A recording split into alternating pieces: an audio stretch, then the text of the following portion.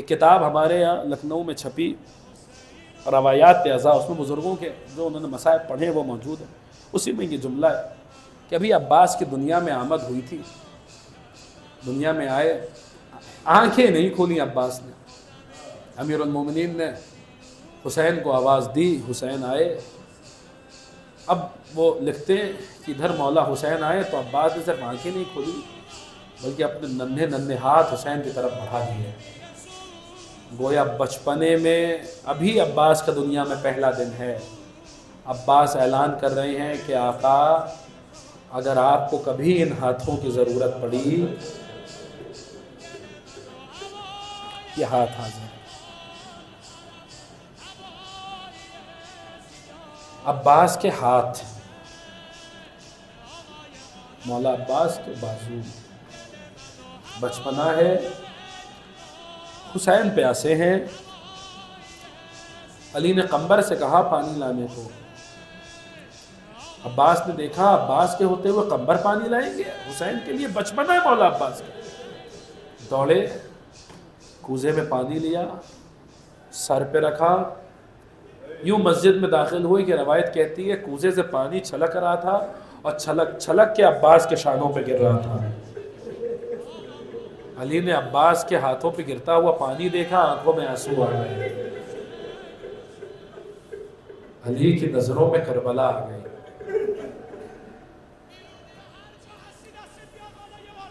عزیزان گرامی، علی عباس کے ہاتھوں کو دیکھتے ہیں تو علی کو کربلا یاد آتی ہے. سر پہ ضربت لگی امیر المومنین کے تو مولا عباس کو بلایا. بلانے کے بعد مولا نے ایک وصیت کی. فرمایا بنیا عباس اذا كان يوم العاشوراء ودخلت المشرعة فإياك أن تشرب الماء وأخوك الإمام الحسين عطشان. اے میرے لال عباس، جب عاشورے کا دن آئے اور تم فرات میں داخل ہو، بس اتنا یاد رکھنا کہ تمہارا بھائی حسین پیاسا ہے. عباس نے اپنے بابا سے یہ جملے سنے کہ جواب کیا دیا. مولا امیر المومنین نے فرمایا تمہارا بھائی حسین پیاسا ہے. لیکن عباس حسین کو بھائی کہاں کہنے والے؟ عباس نے کیا جواب دیا؟ کہا واللہ ما ابوک الماء سیدی الامام الحسین عطشان. بابا اگر میرا آقا پیاسا ہے تو عباس پانی نہیں پیے گا. یہ عباس کا وعدہ ہے، خدا کی قسم عباس پانی نہیں پیے گا اگر میرا سید، میرا سردار، میرا آقا، میرا مولا پیاسا ہے. اور یہی کچھ ہوا کہ جب مولا عباس فرات میں داخل ہوئے، چلو میں پانی اٹھایا. ہم آپ تو صرف اتنا سنتے ہیں کہ پانی کو فرات میں پھینک دیا، لیکن آپ کتب مقاتل پڑھیے عباس نے فرات میں صرف پانی پھینکا نہیں ہے. مولا عباس نے کچھ مصرے پڑھے ہیں وہاں پر. آج بھی عربوں میں یہ مصرے بہت رائج ہیں، بالخصوص جب حرم میں تطبیر ہوتی ہے اس سے پہلے یہ مصرے کئی لوگ پڑھتے ہیں کہ مولا عباس نے پانی پھینکتے وقت کہا تھا، جب پانی چلو میں لیا تھا نا تو عباس کو علی سے کیا وہ وعدہ یاد آیا تھا. عباس نے کہا تھا یا نفس من بعد الحسین ہونی وبعدہ لا كنت ان تکونی هذا حسین وارد المنونی وتشربین بارد المعین. ہے میری جان، کیا حسین کے بعد جینا بھی کوئی جینا ہے؟ اے میرے نفس، کیا حسین کے بعد جینا بھی کوئی جینا ہے؟ حسین کے بعد یہ دنیا رہنے لائق جگہ نہیں ہے.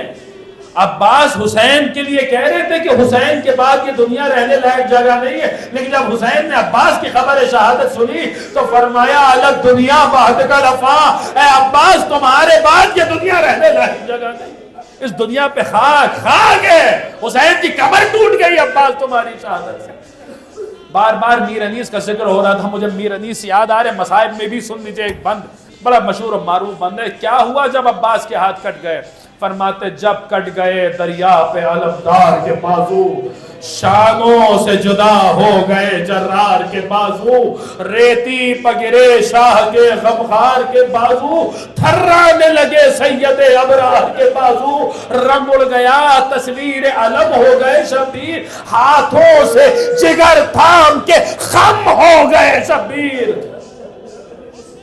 اکبر سے کہا کر دو غریباں کو دو پارا، ارے ہم سوگ میں ہیں، قتل ہوا شیر ہمارا، عاشق میرے بچوں کا زمانے سے سدھارا، اور فرما کہ یہ حضرت نے امامے کو اتارا، آفت میں پھنسی پانی کی محتاج سکینہ، ارے بس ہو گئی دنیا میں یتیمات سکینہ۔